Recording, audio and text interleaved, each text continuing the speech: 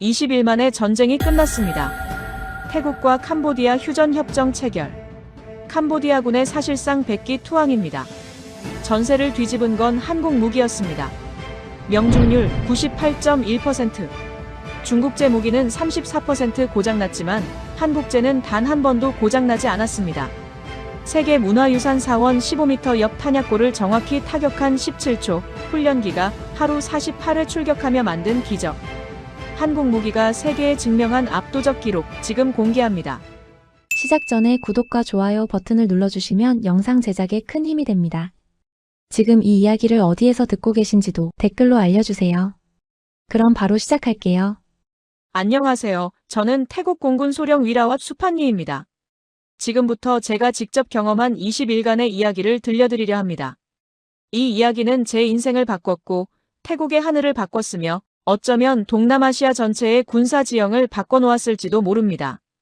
저는 2010년부터 15년간 태국 공군 제7전투비행대대에서 F-16 전투기를 조종해 왔습니다. 미얀마 국경 순찰 임무, 연합훈련, 대테러 작전까지 다양한 경험을 쌓았지만 실제 전쟁은 단 한 번도 경험하지 못했습니다. 아니, 경험하고 싶지 않았다는 게 맞을 겁니다. 저에게 한국과의 인연은 2018년 레드플래그 훈련에서 시작됐습니다. 당시 한국 공군 F-15K 조종사들과 함께 훈련하면서 그들의 정밀한 시스템과 철저한 준비에 깊은 인상을 받았죠. 그때는 몰랐습니다. 7년 후 한국의 기술이 제 목숨을 구하고 제 조국을 구하게 될 줄은요. 2025년 12월 7일 새벽 4시 50분, 귀를 찢는 비상벨 소리에 잠에서 깨어났습니다. 막사 전체에 빨간 경보등이 깜빡이고 있었고 복도에서는 병사들의 발소리가 요란했습니다. 15년간 공군 생활을 하면서 이런 긴박함은 처음이었습니다. 평소 훈련과는 완전히 다른 분위기였죠. 작전실로 뛰어들어가자 사령관의 목소리가 들렸습니다. 캄보디아군이 BM-21 다연장 로켓포로 우리 국경 마을 4곳을 동시에 공격했다는 겁니다. 파이린, 춤프아액, 논딘, 반농차이. 모두 민간인들이 살고 있는 평화로운 마을들이었습니다. 스크린에 뜨는 피해 보고를 보는 순간 주먹이 저절로 쥐어졌습니다. 민간인 사상자 11명, 부상자 37명. 잠들어 있던 사람들이 로켓포에 목숨을 잃은 겁니다. 사령관이 즉각 반격 명령을 내렸습니다. 목표는 캄보디아군 로켓포 진지와 탄약 보급소. 우리는 30분 안에 출격해야 했습니다. 조종사들이 작전실로 모여들었고 정비사들은 벌써 경납고에서 F-16 4대를 끌어내고 있었습니다. 그런데 오늘은 평소와 다른 점이 하나 있었습니다. 장착하는 무기가 달랐던 겁니다. 지금까지 우리는 미국제 JDAM 정밀 유도폭탄을 써왔습니다. 하지만 이번엔 한국제 KGV를 달기로 했습니다. 지난 7월부터 태국 공군이 도입한 신형 무기였죠. 훈련에서는 써봤지만 실전은 처음이었습니다. 경납고로 달려가니 정비사들이 이미 F-16 날개 아래 KGV를 장착하고 있었습니다. 검은색 동체에 한글로 뭔가 쓰여 있더군요. 정밀도가 미국제보다 3배 높다는 게 이 무기의 장점이었습니다. CP 3m 이내. 그러니까 목표 지점에서 3m 안에 떨어진다는 뜻이죠. JDAM은 10m였으니 확실히 차이가 났습니다. 하지만 솔직히 말하면 불안했습니다. 아무리 훈련에서 좋았어도 실전은 다르니까요. 게다가 한국제 무기를 실전에서 쓰는 건 우리 부대가 처음이었습니다. 만약 오작동이라도 하면 어떡하나, 목표를 빗나가면 어쩌나, 그런 생각들이 머릿속을 스쳤습니다. 조종석에 올라타면서 정비사장이 말했습니다. 한국 기술진들이 이틀 전까지 모든 시스템을 점검했고 문제 없다고 확인했다고요. 저는 고개를 끄덕이고 헬멧을 썼습니다. 이제 믿는 수밖에 없었죠. 엔진 시동을 걸자 F-16이 살아났습니다. 익숙한 진동, 익숙한 계기판, 익숙한 조종관. 하지만 날개 아래 매달린 KGV만큼은 낯설었습니다. 관제탑에서 이륙 허가가 떨어졌습니다. 편대장 기체부터 차례로 활주로에 진입했죠. 스로틀을 최대로 밀어넣었습니다. F-16이 활주로를 질주하기 시작했습니다. 시속 250km를 넘어서자 기술을 들어올렸죠. 바퀴가 땅에서 떨어졌습니다. 새벽 하늘로 솟아오르면서 뒤를 돌아보니 두 번째, 세 번째, 네 번째 기체도 차례로 이륙하고 있었습니다. 편대는 북동쪽으로 방향을 잡았습니다. 캄보디아 국경까지는 47km, 비행시간으로 치면 5분도 안 걸리는 거리였습니다. 새벽 하늘은 아직 어두웠고 저 멀리 국경 쪽에서 간헐적으로 섬광이 번쩍이는 게 보였습니다. 캄보디아군이 아직도 로켓포를 쏘고 있다는 뜻이었습니다. 무전기에서 편대장의 목소리가 들렸습니다. 목표 구역 5km 전방 전투 대형으로 전환하라는 명령이었죠. 저는 기체 간격을 벌리면서 KGV 시스템을 활성화했습니다. 유도 장치가 작동하기 시작했고 목표 좌표가 화면에 떴습니다. 심장이 빠르게 뛰기 시작했습니다. 곧 첫 번째 실전 투하를 하게 될 겁니다. 한국제 무기로요. 이게 제대로 작동할까요? 아니면 우리가 실험용 쥐가 되는 걸까요? 그런 생각이 스쳐 지나갔지만 이미 늦었습니다. 우리는 국경 상공에 진입하고 있었고 레이더에 적군 시설이 포착되기 시작했으니까요. 지금 이 순간부터 모든 게 달라질 겁니다. 15년 경력의 조종사로서, 태국 공군 장교로서, 그리고 한 사람의 인간으로서 저는 역사의 한 페이지를 쓰고 있었습니다. 한국 기술이 전쟁에서 어떤 결과를 만들어낼지 그 답을 곧 확인하게 될 겁니다. 레이더 화면에 목표물이 뜨는 순간 편대장의 무전이 들어왔습니다. 목표 변경이라는 겁니다. 원래 계획은 국경지대 로켓포 진지였는데 상부에서 급히 바꿨다고 했죠. 새로운 목표는 프레아비헤르 사원 인근 캄보디아군 탄약고였습니다. 그 말을 듣는 순간 등골이 서늘해졌습니다. 프레아비헤르 사원이라고요? 유네스코 세계문화유산, 바로 그 사원 말인가요? 11세기에 지어진 크메르 제국의 유적지, 국제사법재판소까지 가서 영유권 다툼을 했던 그곳이요. 편대장이 상황을 설명했습니다. 정찰 위성이 확인한 결과 캄보디아군이 사원 바로 옆에 대규모 탄약 보급소를 만들어놨다는 겁니다. 거리는 정확히 15m. 일부러 세계문화유산을 방패막이로 쓰고 있는 거였죠. 우리가 공격하면 사원이 파괴될 거라고 계산한 겁니다. 무전기 너머로 편대원들의 당혹스러운 침묵이 느껴졌습니다. 다들 같은 생각을 하고 있었을 겁니다. 이건 불가능한 임무라고요. 15m 옆에 있는 세계문화유산을 건드리지 않고 탄약고를 폭격하라니요. 상황실에서 작전 참모의 목소리가 들렸습니다. 만약 사원에 피해를 입히면 국제적 비난이 쏟아질 거라고 했습니다. 태국이 문화유산 파괴국으로 낙인 찍힐 거라고요. UN 안보리 회부 경제 제재, 국제 여론 악화. 생각만 해도 끔찍한 시나리오였죠.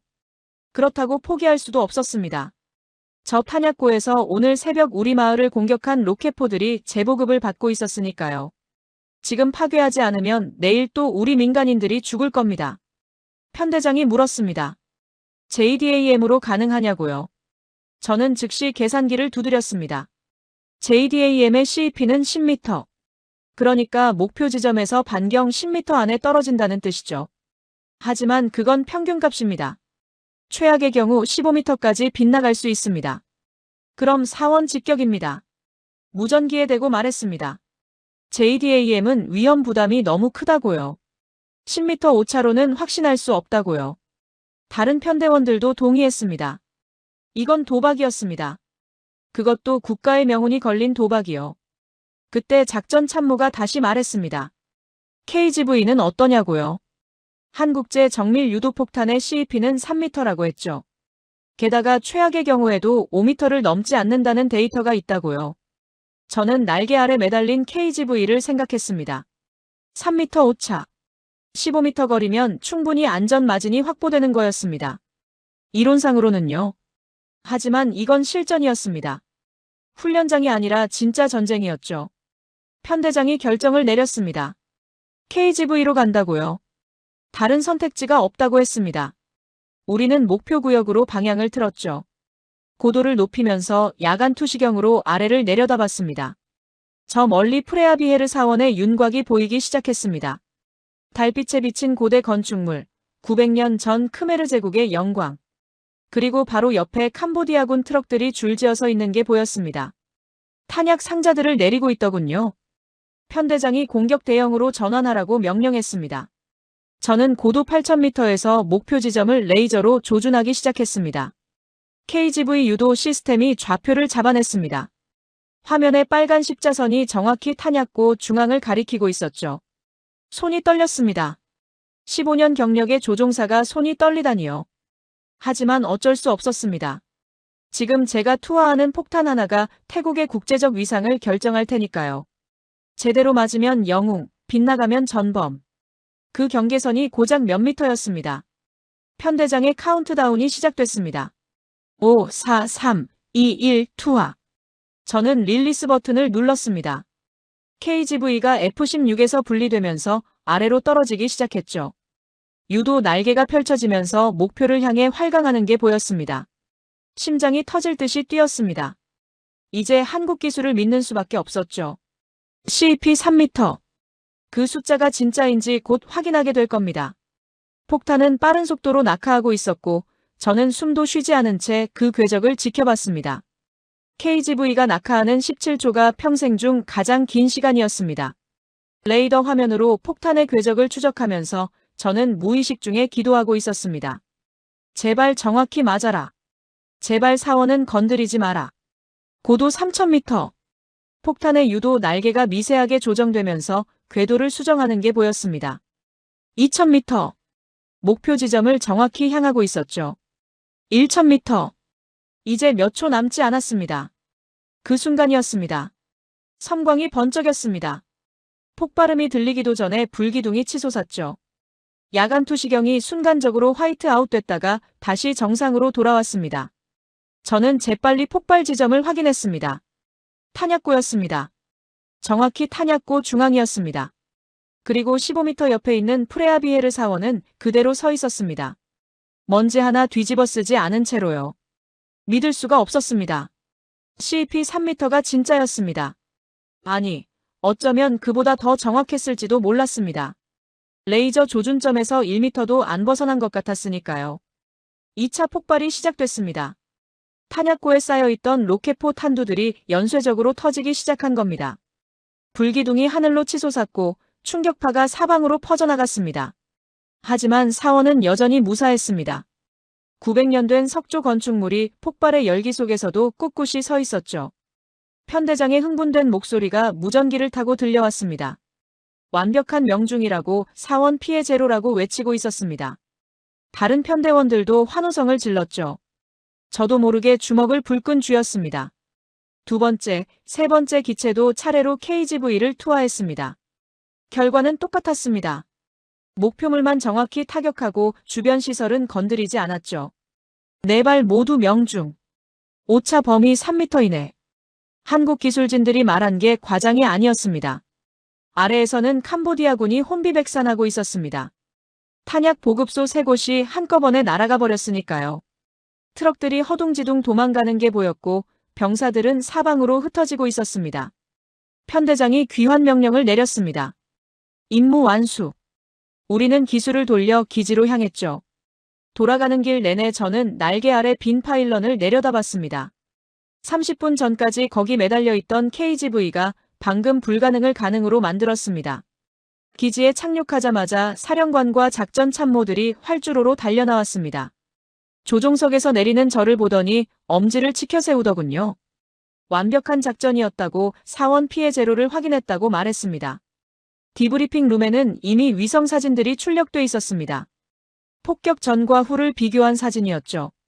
탄약고는 완전히 사라졌고 15m 옆 사원은 손톱만큼의 손상도 없었습니다. 오차 범위를 계산한 분석관이 말했습니다. 평균 2.3m라고요. CP 3m보다 더 정확했던 겁니다. 사령관이 말했습니다. 한국 무기가 이 정도일 줄 몰랐다고요. 지금까지 우리는 미국제 무기만 믿어왔는데 오늘 완전히 생각이 바뀌었다고 했죠. JDAM으로는 절대 시도조차 못했을 작전을 KGV는 해냈다고요. 작전 참모가 보고서를 넘기면서 말했습니다. 이미 국방부에 추가 주문 검토 지시가 내려왔다고요. 그리고 CNN과 BBC에서 취재 요청이 들어왔다고 했습니다. 프레아비에르 사원 옆 정밀 타격 소식이 벌써 국제뉴스에 올라갔다는 거였습니다. 저는 창밖으로 경납고를 바라봤습니다. 정비사들이 다른 F-16들에 KGV를 장착하고 있었습니다. 이제 아무도 한국제 무기를 의심하지 않았습니다. 오늘 새벽 17초 동안의 낙하가 모든 걸 증명했으니까요. 무전기에서 관제탑의 목소리가 들렸습니다. 2차 출격 준비하라고요. 캄보디아군이 국경지대에서 또 움직이고 있다고 했죠. 저는 다시 조종복을 챙겼습니다. 이번엔 불안하지 않았습니다. KGV를 믿을 수 있었으니까요. 한국 기술을 믿을 수 있었으니까요. 전쟁은 이제 시작일 뿐이었습니다. 12월 7일 이후 열흘 동안 저는 하루 평균 3번씩 출격했습니다. 아침, 오후, 저녁. 때로는 밤에도 나갔죠. 캄보디아군이 어디서 움직이면 우리는 즉각 날아갔습니다. 그리고 매번 KGV를 투하했습니다. 명중률은 놀라웠습니다. 12월 15일까지 우리 편대가 투하한 KGV는 총 97발이었습니다. 그중 95발이 목표를 정확히 타격했죠.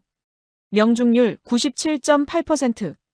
빗나간 2발도 CP 5m 안에 떨어졌으니 실패라고 보기도 어려웠습니다. 매일 아침 브리핑 때마다 전날 전과가 보고됐습니다. 캄보디아군 탄약고 17곳 파괴, 로켓포 진지 23곳 무력화, 지휘소 9곳 타격. 숫자가 계속 늘어났죠. KGV 덕분에 우리는 원하는 목표를 정확히 제거할 수 있었습니다. 그런데 이상한 일이 벌어지기 시작했습니다. 12월 10일, 정찰 드론이 찍어온 영상을 봤습니다. 캄보디아군 85식 장갑차 한 대가 국경을 넘으려다가 갑자기 멈춰섰더군요. 엔진에서 검은 연기가 피어오르더니 완전히 고장났습니다. 12월 12일엔 더 충격적인 장면을 목격했습니다. 캄보디아군이 BM-21 다연장 로켓포를 발사하려는 순간 발사대에서 갑자기 폭발이 일어났습니다. 자폭한 겁니다. 캄보디아군 병사 5명이 그 자리에서 사망했습니다. 정보부에서 분석 보고서를 올렸습니다. 캄보디아군이 운용하는 중국제 무기들에서 연이어 오작동이 발생하고 있다는 내용이었죠. 85식 장갑차 엔진 고장률 23%, BM-21 자폭 사고 7건, 타이프 59 전차 통신장비 마비 12건. 작전 참모가 말했습니다. 중국제 무기들이 실전 환경에서 제 성능을 못 내고 있다고요. 특히 연속 사용 시 내구도가 급격히 떨어진다고 했죠. 반면 우리 한국제 KGV는 97발을 쏘는 동안 단 한 번도 오작동이 없었습니다. 12월 13일, 제가 직접 목격한 장면도 있었습니다. 캄보디아군 진지를 정찰하던 중 그들의 통신 장비가 먹통이 된 걸 확인했습니다. 부대 간 연락이 안 되니까 지휘 체계가 완전히 무너진 겁니다. 병사들이 우왕좌왕하면서 수신호로 의사소통하는 모습이 레이더에 잡혔죠. 정보장교가 분석했습니다. 12월 7일부터 15일까지 캄보디아군의 중국제 무기 고장률이 평균 34%에 달한다고요. 3개 중 하나는 제대로 작동하지 않는다는 뜻이었습니다. 전쟁에서 이건 치명적이었습니다. 반면 우리 한국제 무기는 달랐습니다. KGV 명중률 97.8%, 고장률 0%. 숫자가 모든 걸 말해줬죠. 사령관이 말했습니다. 무기의 격차가 전쟁의 결과를 좌우하고 있다고요. 하지만 우리에게도 문제가 생겼습니다. 전투기 부족이었습니다. 12월 15일 저녁 경납고에서 정비사장이 저를 불렀습니다. F-16 한 대를 가리키면서 말했죠. 이 기체는 오늘 3번 출격했는데 엔진 점검이 필요하다고요. 하지만 점검할 시간이 없다고 했습니다. 우리 부대의 F-16은 총 18대였습니다. 그중 항상 작전 가능한 건 14대 정도였죠. 열흘 동안 하루 평균 30번 출격했으니 기체당 하루 2번 이상 나간 셈이었습니다. 조종사들도 지쳐가고 있었습니다. 저를 포함해서요.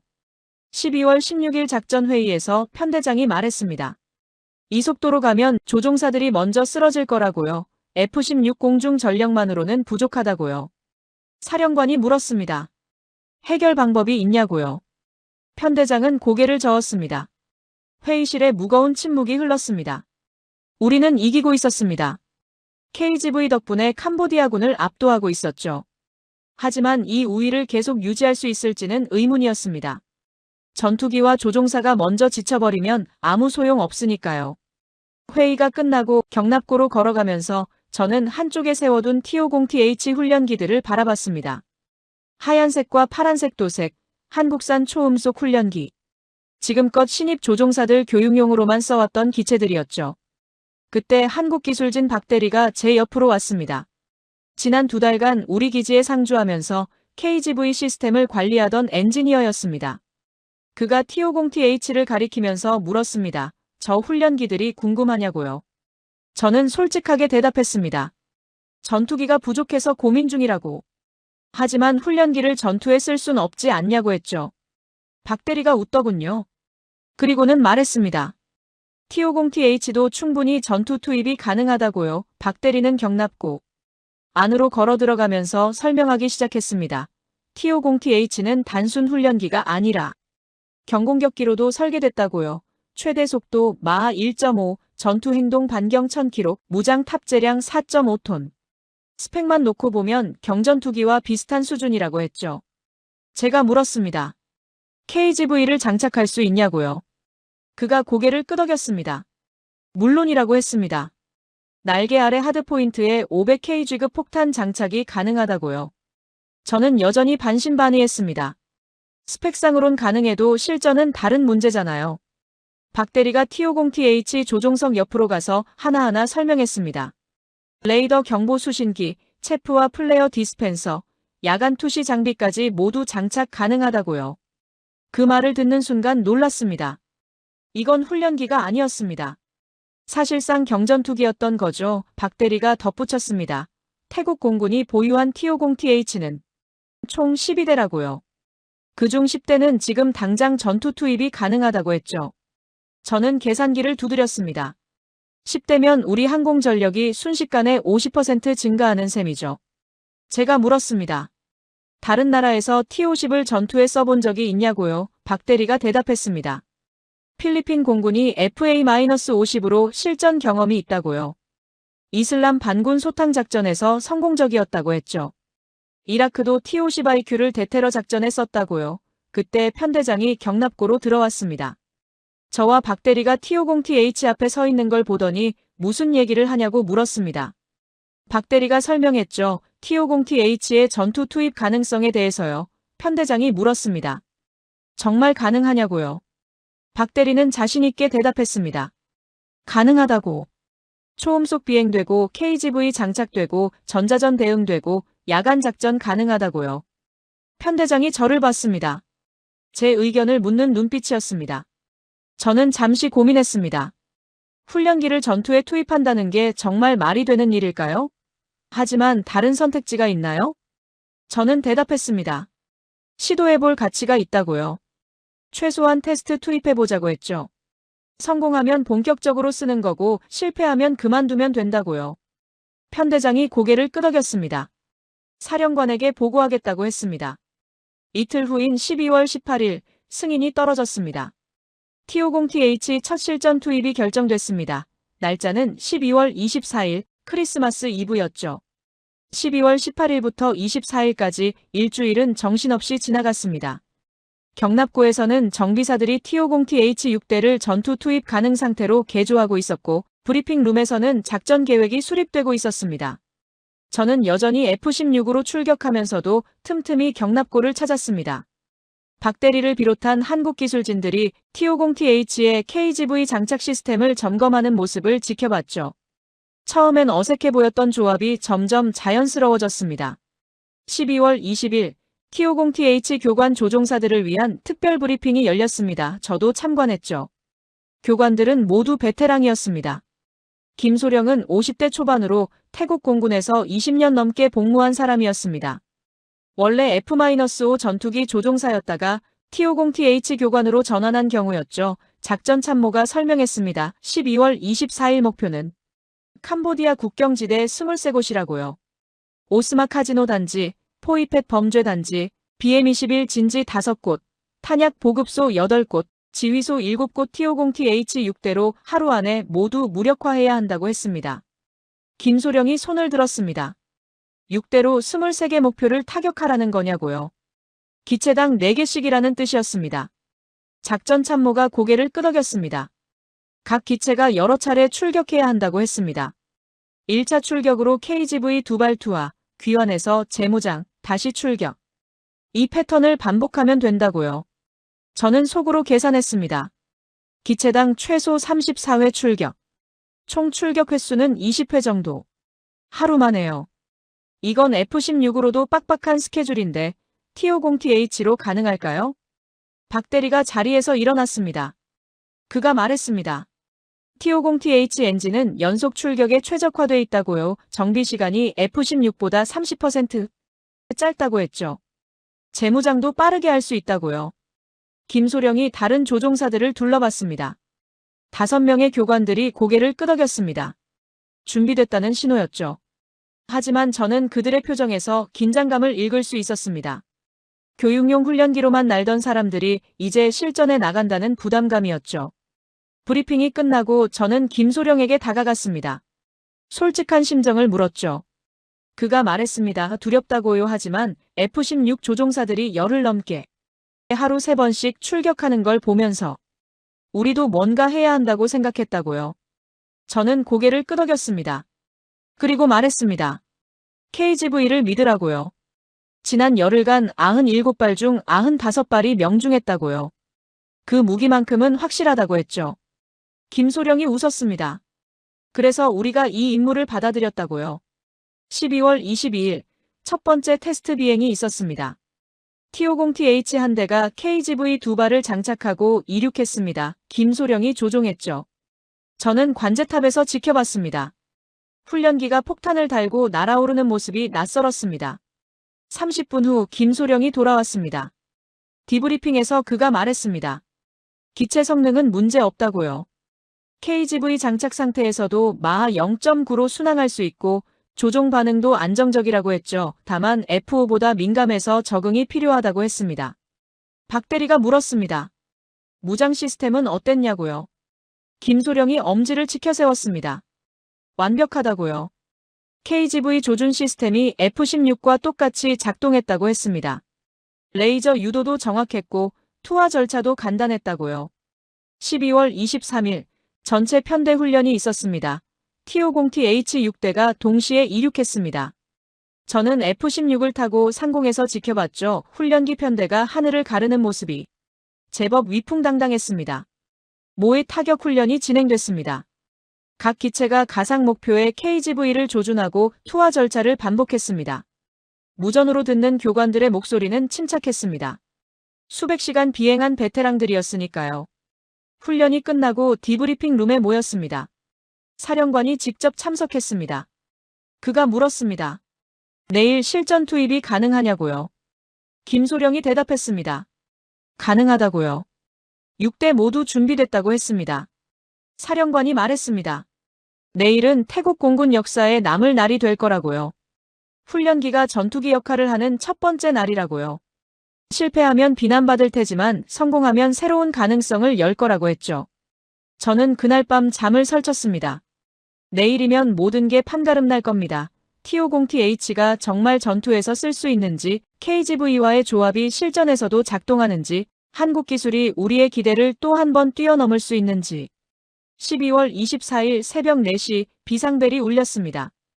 크리스마스 이브였지만 우리에게 휴일은 없었습니다. 작전실로 향하면서 저는 경납고를 지나쳤습니다. T-50TH 6대가 줄지어 서 있었습니다. 날개 아래 KGV가 매달려 있었고 정비사들이 최종 점검을 하고 있었습니다. 새벽 5시 브리핑이 시작됐습니다. F-16 조종사들과 T-50TH 교관들이 모두 모였습니다. 작전 참모가 최종 목표를 발표했습니다. 23곳 T-50TH가 주공격을 맡고 F-16은 상공 호위를 맡기로 했습니다. 김소령이 교관들을 보면서 말했습니다. 오늘 우리가 만드는 결과가 앞으로 동남아시아 공군의 미래를 바꿀 거라고요. 훈련기가 전투기를 대신할 수 있다는 걸 증명하는 날이라고요. 브리핑이 끝나고 조종사들이 경납고로 향했습니다. 저도 제 F-16으로 갔습니다. 오늘 제 임무는 상공에서 T-50TH 편대를 지켜보는 거였습니다. 만약의 상황에 대비하는 호위 임무였죠. 엔진 시동 소리가 경납고에 울려 퍼졌습니다. T-50TH 6대의 엔진이 동시에 돌아가기 시작했습니다. F-16보다 조금 더 높은 음이었죠. 하지만 힘차고 안정적인 소리였습니다. 관제탑에서 이륙 허가가 떨어졌습니다. 김소령의 T-50TH가 먼저 활주로에 진입했습니다. 스로틀을 밀어넣자 기체가 빠르게 가속했죠. 활주거리 500m F-16보다 짧았습니다. 기수가 들리면서 하늘로 치솟았습니다. 두 번째, 세 번째, 네 번째 기체도 차례로 이륙했습니다. 6대 모두 하늘에 뜨는데 5분도 안 걸렸습니다. 저도 F-16으로 이륙했죠. 상공에서 T-50TH 편대와 합류했습니다. 편대는 북동쪽으로 향했습니다. 캄보디아 국경까지 40km T-50TH들이 마하 0.9로 순항하고 있었습니다. 빠른 속도였죠. 훈련기라는 게 믿기지 않을 정도로요. 김소령의 무전이 들렸습니다. 목표 구역 10km 전방이라고요. 공격 대형으로 전환하라는 명령이었죠. T-50TH6대가 흩어지면서 각자 목표를 향했습니다. 저는 고도 9,000m에서 아래를 내려다봤습니다. 이제 곧 역사가 만들어질 겁니다. 훈련기가 전쟁을 바꾸는 순간이요. 첫 번째 T-50TH가 KGV를 투하했습니다. 김소령의 기체였죠. 폭탄이 날개에서 분리되면서 목표를 향해 낙하했습니다. 저는 고도 9,000m에서 숨을 죽이고 지켜봤습니다. 17초 후 섬광이 번쩍였습니다. 오스마 카지노 옆 군사시설이 정확히 명중당했죠. 폭발 지점을 확인하니 목표물 정중앙이었습니다. 카지노 건물은 50m 떨어져 있었는데 흠집 하나 없었습니다. 무전기에서 김소령의 목소리가 들렸습니다. 완벽한 명중이라고요. 시스템이 정상 작동한다고 외치고 있었습니다. 두 번째, 세 번째 타격이 연이어 들어왔습니다. 모두 명중이었습니다. 저는 놀라움을 감출 수 없었습니다. KGV의 정확도는 F-16에 썼을 때와 똑같았습니다. 플랫폼이 바뀌어도 성능은 변하지 않았던 거죠. 훈련기에 달든 전투기에 달든 한국제 정밀 유도폭탄은 CP 3m를 지켰습니다. 1차 공습이 끝나고 T-50TH 편대가 귀환했습니다. 기지까지 돌아가는데 10분. 착륙하자마자 정비사들이 달려들었습니다. 재급류, 재무장. 박대리의 말대로 정비 시간이 빨랐습니다. 25분 만에 6대 모두 다시 출격 준비를 마쳤습니다. F-16은 최소 35분이 걸리는데 말이죠. 정비사장이 말했습니다. T-50TH 엔진 구조가 정비하기 쉽게 설계됐다고요. 부품 접근성이 좋아서 작업 시간이 단축된다고 했습니다. 2차 출격이 시작됐습니다. 이번 목표는 포이펫 범죄 단지였습니다. 캄보디아군이 BM-21 로켓포 발사대 3기를 숨겨놓은 곳이었죠. T-50TH 편대가 다시 하늘로 솟아올랐습니다. 30분 후 목표 상공에 도착했습니다. 김소령이 먼저 KGV를 투하했습니다. 17초 후 폭발. 정확한 명중이었습니다. 나머지 기체들도 차례로 투하했죠. 6발 모두 명중 BM-21 발사대가 화염에 휩싸였습니다. 2차 귀환 후 또 25분 만에 재무장 완료. 3차 출격이 이어졌습니다. 탄약 보급소 4곳이 목표였습니다. 또다시 완벽한 성공이었습니다. 저는 상공에서 그 모든 걸 지켜보면서 믿기지 않는다는 표정을 지었을 겁니다. 오전에만 T-50TH들이 12회 출격했습니다. 24발의 KGV를 투하했고 23발이 명중했습니다. 명중률 95.8%. 한 발만 빗나갔는데 그마저도 CP 4m 안에 떨어졌습니다. 점심시간도 없었습니다. 간단히 물과 에너지바로 끼니를 때우고 조종사들은 다시 출격했습니다. 오후에도 같은 패턴이 반복됐습니다. 4차, 5차, 6차 출격 T-50TH들은 쉬지 않고 날아올랐습니다. 저는 중간에 F-16을 바꿔 타고 연료를 보급받았습니다. 제 임무는 계속 상공에서 감시하는 거였으니까요. T-50TH 편대를 지켜보면서 저는 생각했습니다. 이건 훈련기가 아니라고요. 완전한 전투기라고요. 오후 4시쯤 김소령의 무전이 들어왔습니다. 엔진 온도가 조금 올라갔다고요. 하지만 정상 범위 아니라고 했습니다. 계속 임무 수행 가능하다고요. 저는 감탄했습니다. 하루에 6번씩 날았는데도 기체가 버티고 있었으니까요. 오후 5시 작전실에서 중간 보고가 있었습니다. 지금까지 18회 출격, 36발 투하, 35발 명중. 목표 17곳 무력화. 사령관이 만족스러워했습니다. 하지만 아직 6개 목표가 남았다고 했죠. 해가 지기 전에 끝내야 한다고요. 7차 출격이 시작됐습니다. 이번엔 국경지대 지휘소 3곳이었습니다. T-50TH들이 다시 날아올랐고 저도 F-16으로 따라갔습니다. 해가 서쪽으로 기울고 있었죠. 목표 상공에 도착했을 때는 석양이 하늘을 붉게 물들이고 있었습니다. 김소령이 KGV를 투하했습니다. 붉은 하늘을 배경으로 폭탄이 낙하하는 모습이 장관이었죠. 17초 후 폭발. 또 명중이었습니다. 해가 기울기 시작했습니다. 하지만 작전은 멈추지 않았습니다. T-50TH들이 야간 장비를 켜고 계속 날았습니다. 8차 출격. 마지막 3개 목표였습니다. 어둠 속에서도 KGV는 정확히 목표를 찾아갔습니다. 저녁 7시 마지막 KGV들이 투하됐습니다. 섬광이 3번 번쩍였습니다. 3곳의 탄약 보급소가 모두 정확히 타격당했습니다. 김소령이 무전으로 말했습니다. 임무 완수라고요. 23개 목표 모두 무력화했다고요. 편대가 기지로 귀환했습니다. 밤하늘에 T-50TH-6대가 줄지어 날아오는 모습이 보였습니다. 착륙등이 반짝이고 있었죠. 하나씩 활주로에 내려앉았습니다. 단 한 대의 손실도 없었습니다. 경미한 피해조차 없었습니다. 김소령이 조종석에서 내리면서 헬멧을 벗었습니다. 그의 얼굴엔 땀이 흥건했지만 미소가 번졌죠. 다른 교관들도 마찬가지였습니다. 하루에 8번씩 출격한 조종사들이었지만 지친 표정보다는 성취감이 가득했습니다. 사령관이 활주로로 나왔습니다. 김소령과 악수하면서 말했습니다. 훈련기가 전쟁을 바꿨다고요. 오늘 하루 만에 캄보디아군 국경전력의 절반 이상을 무력화했다고요. 저도 F-16에서 내려 경납고로 걸어갔습니다. T-50TH-6대가 나란히 서 있었습니다. 오늘 하루 48회를 날았는데도 멀쩡했습니다.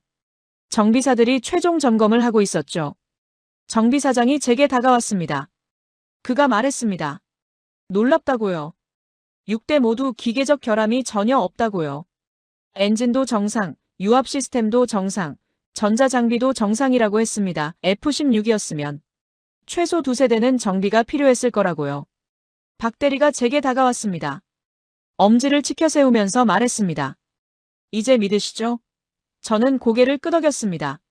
믿을 수밖에 없었습니다. 오늘 하루가 모든 걸 증명했으니까요. 디브리핑 룸에서 최종 보고가 있었습니다. 작전 참모가 숫자를 발표했습니다. T-50TH-6대, 총 48회 출격, KGV 46발 투하, 45발 명중. 명중률 97.8%, 고장률 0%, 손실 제로. 사령관이 말했습니다. 오늘 하루가 태국 공군 역사의 전환점이 될 거라고요. 훈련기를 전투기로 쓸 수 있다는 걸 증명했다고요. 그리고 한국 기술의 우수성을 다시 한번 확인했다고요. 저는 창밖을 봤습니다. T-50TH들이 조용히 서 있었습니다. 내일 또 날아오를 준비를 하면서요. 이제 이 기체들은 훈련기가 아니었습니다. 완전한 전투기였죠. 그리고 전쟁을 바꾼 무기였습니다. 크리스마스 이브의 기적이었습니다. 한국 기술이 만들어낸 기적이요. 12월 25일 새벽 작전실에는 밤새 수집한 정보들이 쌓여 있었습니다. 위성사진, 정찰 드론 영상, 통신 감청 내용. 저는 커피를 마시면서 하나하나 확인했습니다. 어제 T-50TH가 만들어낸 결과를 보기 위해서였죠. 첫 번째 보고서는 오스마 카지노 단지였습니다. 어제 T-50TH가 KGV 8발을 투하한 곳이었죠. 위성사진을 보니 군사시설 7곳이 완전히 파괴돼 있었습니다.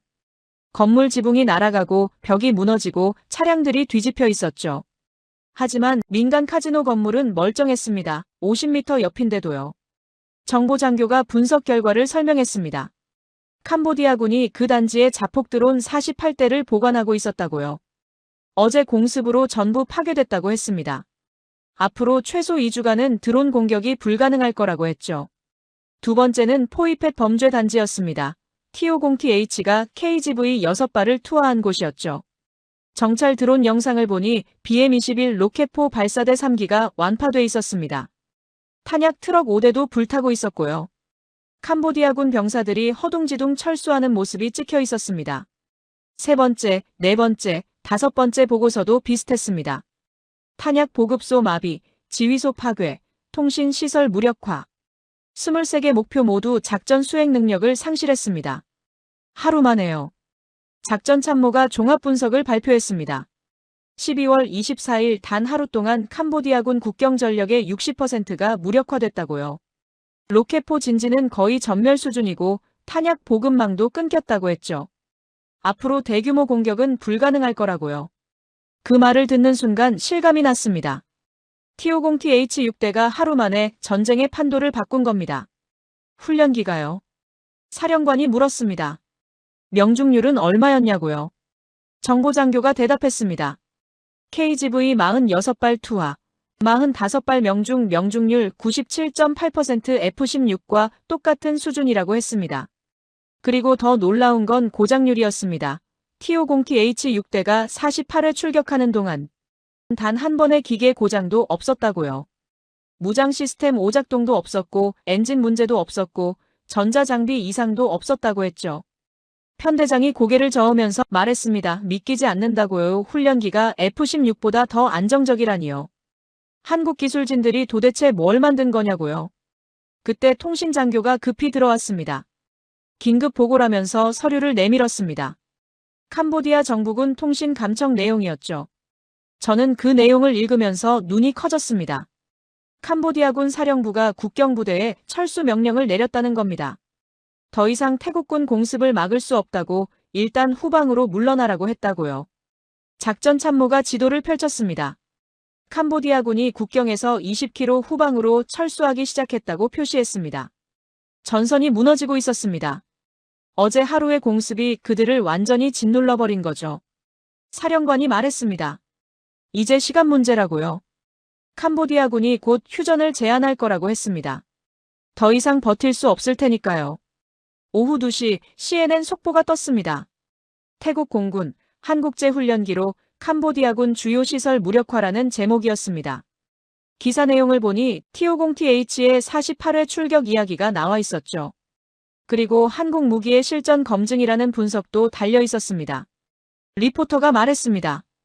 태국 공군이 한국제 T-50TH 훈련기를 전투에 투입해 놀라운 성과를 거뒀다고요. 하루 만에 48회 출격하면서도 단 한 대의 손실이 없었다고 했습니다. 이는 항공전사에서 유례를 찾기 힘든 기록이라고 분석했죠. BBC도 비슷한 내용을 보도했습니다. 훈련기가 전투기 역할 성공, 한국 항공기술 주목이라는 제목이었죠. 화면에는 T-50TH가 KGV를 장착하고 이륙하는 모습이 나왔습니다. 로이터는 더 구체적으로 파고들었습니다. T-50TH와 KGV의 조합이 새로운 경공격 모델을 제시했다는 분석이었습니다. 전문가 인터뷰가 이어졌죠.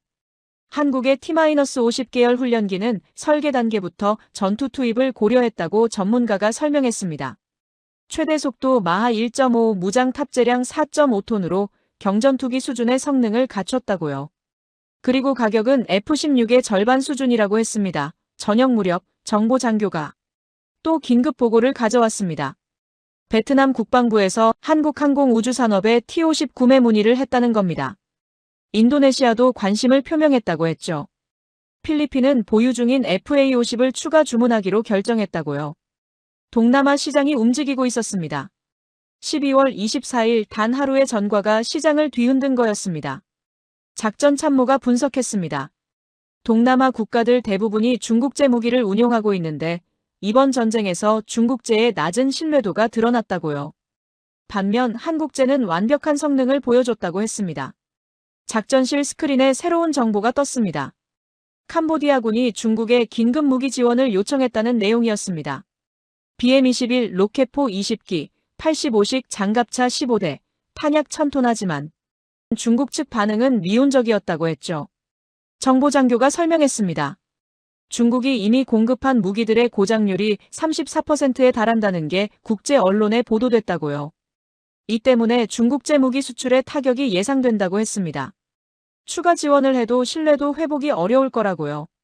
저는 그 보고서를 보면서 생각했습니다. 이건 단순히 태국과 캄보디아의 전쟁이 아니었습니다. 무기 시장의 판도가 바뀌는 전환점이었죠. 중국제가 실패하는 동안 한국제가 성공을 거듭했으니까요. 12월 26일 정찰 위성이 새로운 영상을 보내왔습니다. 캄보디아군 부대들이 실제로 철수하고 있는 모습이 찍혀 있었습니다. 트럭 행렬이 국경에서 멀어지고 있었고 진지들은 버려지고 있었습니다. 작전 참모가 최종 분석을 발표했습니다. 12월 7일부터 26일까지 우리가 투하한 KGV는 총 143발이라고요. F-16이 97발, T-50TH가 46발. 그중 140발이 목표를 정확히 타격했다고 했습니다. 명중률 97.9%. 그리고 캄보디아군의 피해는 치명적이었습니다. 탄약 보급소 87% 파괴, 로켓포 전력 76% 손실, 국경 지휘망 완전 마비. 그들은 전쟁을 계속할 능력이 없었던 겁니다. 저는 창밖으로 경납고를 바라봤습니다. F-16 18대와 T-50TH 12대가 나란히 서 있었습니다. 21점만 해도. T-50TH는 그냥 훈련기였습니다. 하지만 지금은 달랐습니다. 전쟁을 승리로 이끈 무기였죠. 밤 10시 사령관이 전체 회의를 소집했습니다. 조종사, 정비사, 기술진 모두 모였습니다. 사령관이 말했죠. 12월 24일은 역사에 기록될 거라고요. 훈련기가 전투기를 대신한 날로요. 그리고 한국 무기가 전쟁을 결정한 날로요. 박수가 터져나왔습니다. 저도 박수를 쳤습니다. 한국 기술진들을 보면서요. 그들이 만든 T-50TH와 KGV가 오늘의 결과를 만들었으니까요. 박 대리가 저에게 다가왔습니다. 그가 말했습니다. 내일이면 휴전협정이 체결될 거라고요. 캄보디아가 더 이상 버틸 수 없을 거라고 했습니다. 저는 고개를 끄덕였습니다. 20일 만에 전쟁이 끝나는 겁니다. 회의가 끝나고 경납고로 갔습니다. T-50TH 6대가 조용히 서 있었습니다. 저는 그 기체들을 바라봤습니다. 이제 이건 훈련기가 아니었습니다. 완전한 전투기였죠. 그리고 전선을 무너뜨린 무기였습니다. 12월 27일 정오, 작전실 스크린에 속보가 떴습니다. 태국 캄보디아 휴전협정 체결이라는 문구였습니다. 저는 커피잔을 든 채 그 화면을 멍하니 바라봤습니다. 드디어 끝났구나. 사령관이 협정 내용을 브리핑했습니다. 캄보디아군은 국경에서 30km 후방으로 완전 철수, 분쟁 지역에 대한 태국의 실효 지배 인정, 국경 카지노와 범죄 단지의 군사시설 철거. 우리가 요구한 조건들이 거의 다 들어가 있었습니다. 편대장이 물었습니다. 캄보디아가 왜 이렇게 빨리 굴복했냐고요. 사령관이 대답했습니다. 더 이상 싸울 수 없었다고요. 12월 7일부터 20일간 우리 공습에 주요 군사력이 붕괴됐다고 했죠. 정보장교가 상세 분석을 발표했습니다. 캄보디아군 탄약 보급소 87% 파괴, 로켓포 전력 76% 손실, 국경 지휘망 완전 마비. 숫자가 모든 걸 말해줬습니다. 그들은 전쟁을 계속할 능력이 없었던 겁니다. 그리고 그 배경엔 KGV가 있었습니다. 작전 참모가 보고서를 넘겼습니다. 12월 7일부터 27일까지 우리가 투하한 KGV는 총 157발이라고요. 그중 154발이 목표를 정확히 타격했다고 했죠.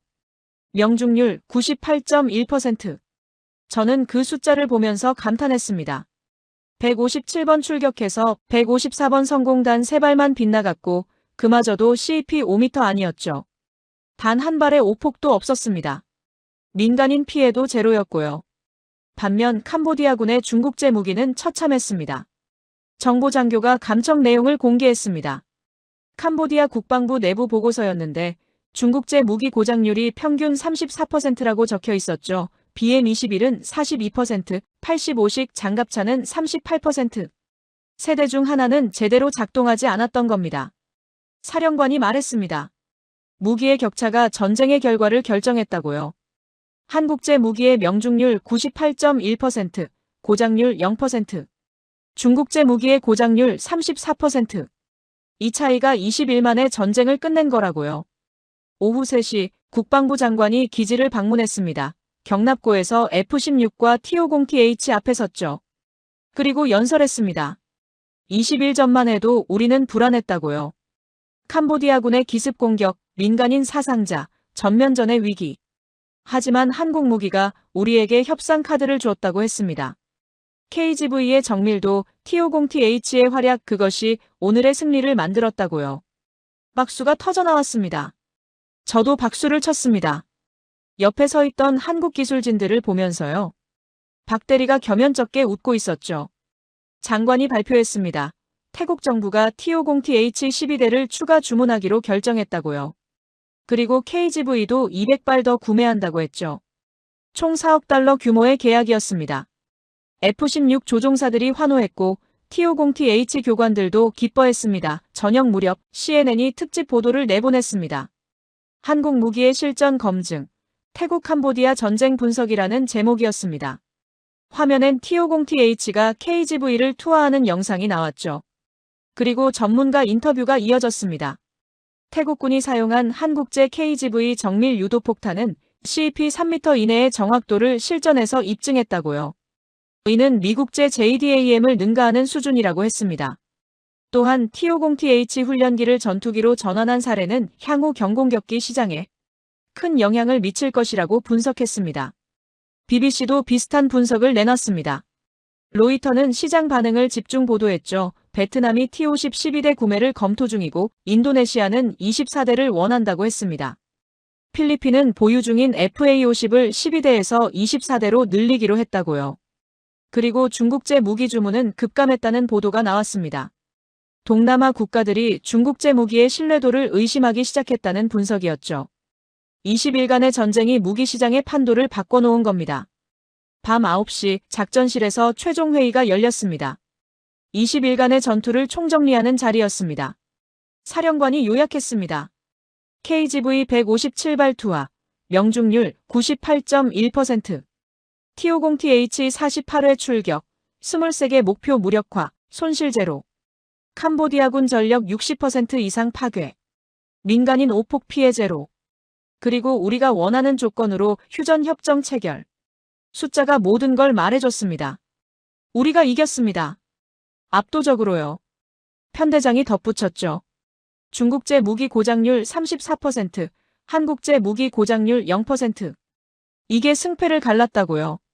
김소령이 발언권을 요청했습니다. T-50TH 교관 대표로서 말하고 싶다고 했죠. 그가 말했습니다. 21점만 해도 우리는 훈련기 조종사였다고요. 전투는 F-16 조종사들의 몫이라고 생각했다고요. 하지만 한국 기술이 우리에게도 기회를 줬다고 했습니다. T-50TH가 전투기가 될 수 있다는 걸 증명했고 KGV가 우리를 믿게 만들었다고요. 이제 우리는 단순한 교관이 아니라 전투 조종사라고 자부할 수 있다고 했습니다. 박수가 터져나왔습니다. 박 대리가 자리에서 일어났습니다. 한국기술진을 대표해서 말하고 싶다고 했죠. 그가 말했습니다. 20일 전 KGV를 처음 소개했을 때 태국 조종사들의 눈빛에서 의심을 받다고요. 당연했다고 했습니다. 실전에서 검증되지 않은 무기였으니까요. 하지만 첫 출격에서 프레아비에르 사원 옆 정밀 타격이 성공하면서 모든 게 바뀌었다고요. 그 순간부터 태국 조종사들이 한국 무기를 믿기 시작했다고 했습니다. 그리고 T-50TH 투입 제안을 받아들인 편대장과 사령관의 결단에 감사한다고 했죠. 한국 기술진들도 20일간 밤을 새워가며 시스템을 점검했다고 했습니다. 단 한 번의 오작동도 허용할 수 없었으니까요. 그 결과가 고장률 0%라는 숫자로 나타났다고요. 박수가 또 터져나왔습니다. 회의가 끝나고 저는 경납고로 걸어갔습니다. 고요한 밤이었습니다. F-16 18대와 T-50TH 12대가 나란히 서 있었죠. 21점만 해도. T-50TH는 그냥 훈련기였습니다. 하지만 지금은 달랐습니다. 전쟁을 승리로 이끈 무기였죠. 날개 아래 파일런을 보니 KGV 장착 흔적이 남아 있었습니다. 157번 출격의 흔적, 98.1% 명중률의 증거. 저는 그 파일런을 손으로 만졌습니다. 차가운 금속이 느껴졌죠. 박 대리가 제 옆으로 왔습니다. 그가 물었습니다. 이제 한국 무기를 믿으시죠? 저는 웃으면서 대답했습니다. 처음부터 믿었어야 했다고요.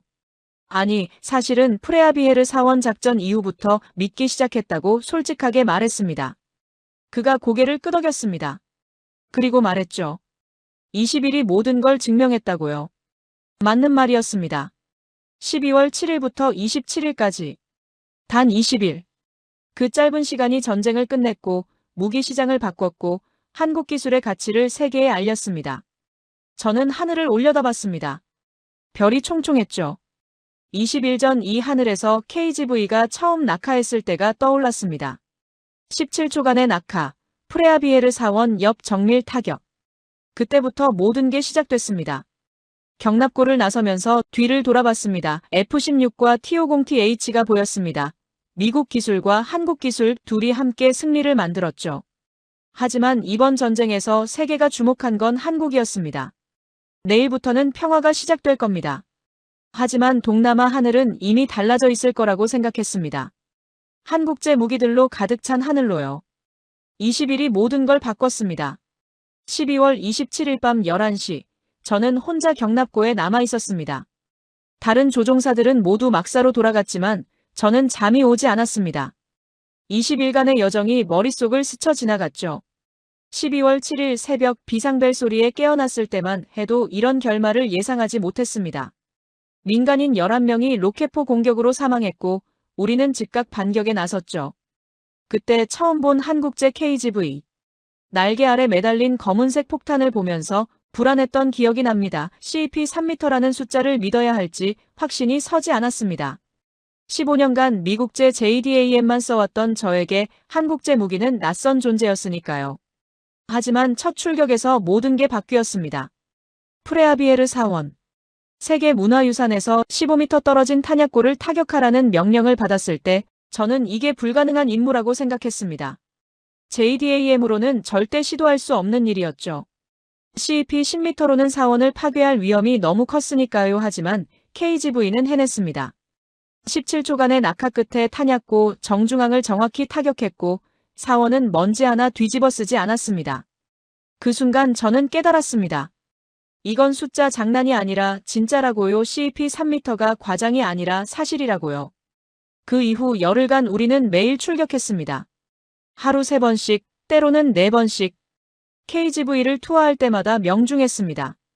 97발 중 95발 명중률 97.8% 빗나간 2발조차 CP 5m 아니었죠. 동시에 캄보디아군의 중국제 무기들이 고장나기 시작했습니다. 85식 장갑차가 엔진 고장으로 멈춰섰고 BM-21 로켓포가 발사대 안에서 자폭했습니다. 고장률 34%. 세대 중 하나는 제대로 작동하지 않았던 겁니다. 그 대비가 너무나 극명했습니다. 한국제는 157발을 쏘는 동안 단 한 번도 고장나지 않았는데 중국제는 3번 쓰면 한 번 고장났으니까요. 전쟁에서 이 차이는 생과 사를 가르는 문제였습니다. 그리고 12월 16일 박 대리가 제게 T-50TH 이야기를 꺼냈습니다. 훈련기를 전투에 쓸 수 있다는 제안이었죠. 처음엔 황당했습니다. 교육용 기체를 실전에 투입한다는 게 말이 되나 싶었으니까요. 하지만 박 대리의 설명을 들으면서 생각이 바뀌었습니다. T-50TH는 단순한 훈련기가 아니었습니다. 마하 1.5의 속도, 1000km의 전투 행동 반경, 4.5톤의 무장 탑재량 스펙만 놓고 보면 경전투기였던 겁니다. 그리고 12월 24일 크리스마스 이브 T-50TH 6대가 하루 동안 48회 출격했습니다. 저는 F-16을 타고 상공에서 그 모든 걸 지켜봤습니다. 훈련기가 전투기로 변신하는 순간을요. KGV 46발 투하, 45발 명중. 명중률 97.8%. 고장률 0%. 23개 목표 완전 무력화. 단 하루 만에 캄보디아군 국경 전력의 60%가 무너졌습니다. 제 눈으로 직접 보고도 믿기 힘들었습니다. 김소령을 비롯한 T-50TH 교관들은 하루에 8번씩 날았습니다. F-16이었다면 불가능한 일이었죠. 하지만 T-50TH는 해냈습니다. 정비 시간이 30% 짧았고 엔진이 연속 출격에 최적화돼 있었으니까요. 그리고 3일 후인 12월 27일 휴전협정이 체결됐습니다. 캄보디아군은 더 이상 싸울 수 없었습니다. 탄약고 87% 파괴, 로켓포 전력 76% 손실, 지휘망 완전 마비. 20일 만에 전쟁이 끝난 겁니다. 저는 경납고를 천천히 걸으면서 F-16과 T-50TH를 번갈아 봤습니다. F-16은 제가 15년간 날아온 기체입니다. 미국 기술의 결정체죠. 하지만 이번 전쟁에서 저를 더 놀라게 한 건 T-50TH였습니다. 누가 상상이나 했겠습니까? 훈련기가 전투기를 대신하고 하루 만에 전선을 무너뜨리고 세계 언론의 주목을 받게 될 거라고요. 그리고 그 배경에 한국 기술이 있다는 걸요. KGV와 T-50TH. 두 무기의 공통점은 하나였습니다. 한국이 만들었다는 것. 그리고 둘 다 실전에서 완벽하게 작동했다는 것. 명중률 98.1%, 고장률 0%. 이 숫자들이 모든 걸 증명했습니다. 창밖을 보니 동이 트기 시작했습니다. 12월 28일 아침이었습니다. 평화의 첫날이죠. 국경에서는 더 이상 포성이 들리지 않을 겁니다. 캄보디아군은 30km 후방으로 물러났고 우리는 분쟁 지역을 확보했으니까요. 하지만 제 머릿속엔 다른 생각이 들었습니다. 이 평화를 만든 건 외교가 아니라 무기였다고요. 정확히 말하면 한국 무기였다고요. KGV의 정밀도와 T50TH의 지속성이 캄보디아군을 협상 테이블로 끌어낸 겁니다. 박 대리가 경납고로 들어왔습니다. 밤새 잠을 못 잔 것 같았습니다. 그가 제 옆에 섰습니다. 우리는 아무 말 없이 T50TH를 바라봤습니다. 제가 먼저 말을 꺼냈습니다. 20일 전으로 돌아간다면 어떻게 하겠냐고요. 박 대리가 웃었습니다. 똑같이 할 거라고요. KGV를 소개하고 T50TH 투입을 제안하고 태국 조종사들이 믿을 때까지 설명할 거라고요. 저도 웃었습니다. 그리고 말했습니다. 저도 똑같이 할 거라고요. 처음엔 의심하고 첫 출격 후 믿기 시작하고 결국 완전히 신뢰하게 되는 과정을요. 그게 자연스러운 순서였다고요. 박 대리가 물었습니다. 앞으로 한국 무기를 어떻게 보게 될 것 같냐고요. 저는 잠시 생각했습니다. 그리고 대답했습니다. 동반자로 볼 거라고요. 미국제든 한국제든 중요한 건 실전에서 작동하느냐는 거라고요. 그리고 이번 전쟁이 증명했죠. 한국제가 작동한다는 걸요. 아니, 그 이상이라는 걸요. 미국제를 능가하는 정밀도, 중국제를 압도하는 신뢰성. 숫자가 거짓말을 하지 않았습니다. 경납고 밖에서 소리가 들렸습니다. 정비사들이 출근하고 있었습니다. 평화가 찾아왔지만 그들의 일은 계속될 겁니다. 기체를 점검하고 무기를 관리하고 다음 임무를 준비하는 일이요. 저는 박 대리에게 악수를 청했습니다. 그가 제 손을 잡았죠. 저는 말했습니다. 고맙다고요. 한국 기술이 우리를 구했다고요. 그가 대답했습니다. 태국 조종사들이 그 기술을 믿어줘서 고맙다고요. 우리는 경납고를 나섰습니다. 아침 햇살이 활주로를 비추고 있었습니다. 저 멀리 국경 쪽 하늘이 보였습니다. 20일간 우리가 날아다니던 하늘이었죠. 이제 그 하늘은 달라질 겁니다. 베트남이 T-50을 주문했고 인도네시아가 관심을 보이고 필리핀이 추가 구매를 결정했습니다. 동남아 하늘에 한국제 전투기들이 늘어날 겁니다. 그리고 그 기체들은 KGV를 장착할 겁니다. CEP 3m의 정밀도로 목표를 타격할 겁니다. 이번 전쟁이 증명한 것처럼요. 저는 막사로 걸어가면서 생각했습니다. 21일이 모든 걸 바꿨다고요. 12월 7일 새벽부터 12월 27일 정오까지. 단 21일 만에 전쟁이 끝났고 휴전이 체결됐고 한국 무기가 세계의 주목을 받았습니다. 그리고 저 같은 조종사들의 생각도 바뀌었습니다. 이제 저는 한국 기술을 의심하지 않습니다. 숫자가 증명했으니까요. 명중률 98.1%, 고장률 0%. 이 숫자들이 한국 무기의 가치를 말해줍니다. 막사에 도착해서 침대에 누웠습니다. 20일 만에 처음으로 편안하게 잠들 수 있을 것 같았습니다. 전쟁이 끝났으니까요. 그리고 우리가 이겼으니까요. 눈을 감으면서 마지막으로 생각했습니다. 태국의 하늘이 바뀌었다고요. 동남아의 하늘이 바뀌었다고요. 그리고 제 생각도 바뀌었다고요. 21일이 모든 걸 바꿨습니다. 한국 기술이 그 변화를 만들었습니다. 여러분, 오늘의 이야기는 여기까지입니다. 태국 하늘을 바꾼 21일, 한국 기술이 증명한 숫자들. 명중률 98.1%, 고장률 0%. 이 숫자들이 전쟁을 끝냈고 평화를 가져왔습니다. 훈련기가 전투기가 되고 불가능이 가능이 되는 순간을 함께 지켜봐 주셔서 감사합니다.